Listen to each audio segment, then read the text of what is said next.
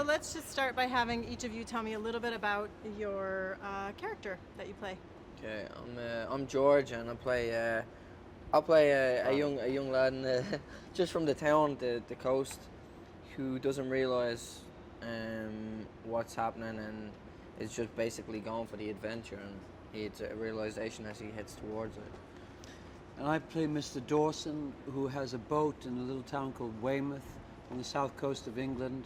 And like a lot of the men, when the call comes that they need boats to go across and bring men back from the beach, I go across with my son, and at the last moment my son's friend jumps on the boat as well, and we head off into the unknown. Great.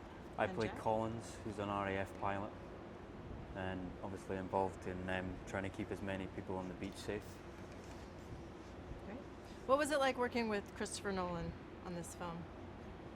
Yeah, Chris is, I've repeated this loads of times, but he's a master, he's a genius at what he does, you know. And he's very, he can just, I know a lot of directors, but they don't try to say a lot, but he can basically sum up what he wants in a few words, you know. Yeah. You can see the whole thing at once. I think for his films, because they jump about all over the place, he has to try and see the whole thing at once, and how every little bit fits in. He can do that very well. I like the fact that he's identifying what's different about film to television or other recorded things, and he's very insistent that it's on film, it's not digital. I know that he led the fight to save Kodak and make sure that there was still a stock for filmmakers like him who want to film this way to be able to do so. And I think film is a different thing than television. Television's amazing now, the long character stuff that it can do, but I think filming on film, and in this case in that big, wide, thick negative, it was remarkable to see that his care for that old-fashioned way. Yeah, he certainly is detailed. Yeah. Mark and Barry, you guys spend a lot of time on the Moonstone. Yeah. What were the challenges of filming on the water, being in the water all the time? Not being allowed to jump in and have a swim. Yeah. On a hot day. Oh, it was so hot, wasn't it? And I swear there were Dutch mermaids swimming around in the water and stuff. Yeah. One challenge was it's not a big boat. It was a contained space, and we were out there from early in the morning till evening with lunch on deck, which was pleasant.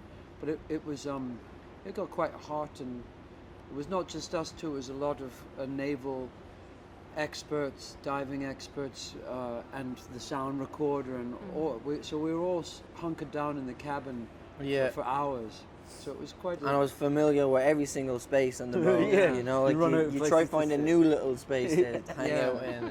And there was one little funny toilet at the front, wasn't there? Yeah.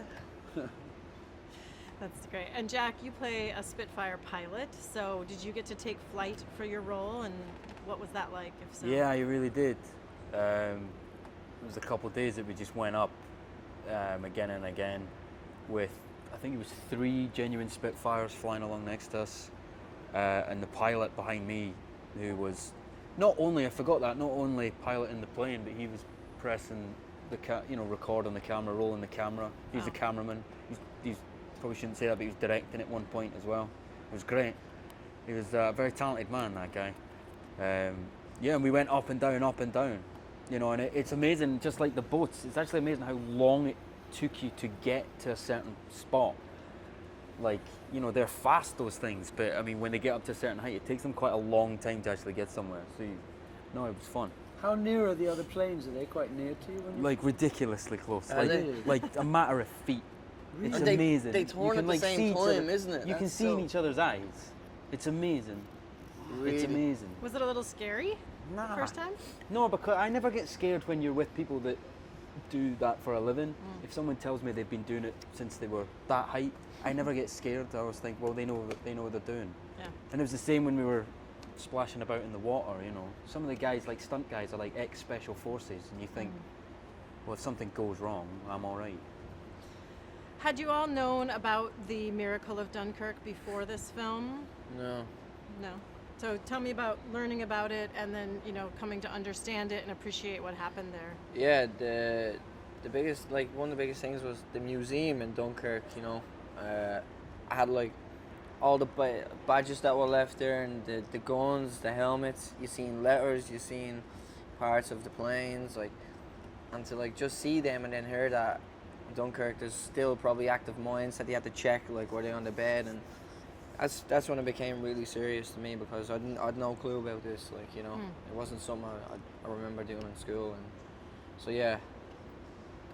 And Mark? I knew about it, but I didn't know the detail, and I called up the Imperial War Museum in London, and they had recordings of a lot of the people who had gone on the boats. They'd taken the care to go and interview them when they were older men, and there were these lovely 45-minute interviews with people talking about their memories of coming straight from being a bank clerk down to the Thames and then being taken somewhere else, and not really knowing what they were in for at all on these boats. That I loved hearing the old boys talk about it.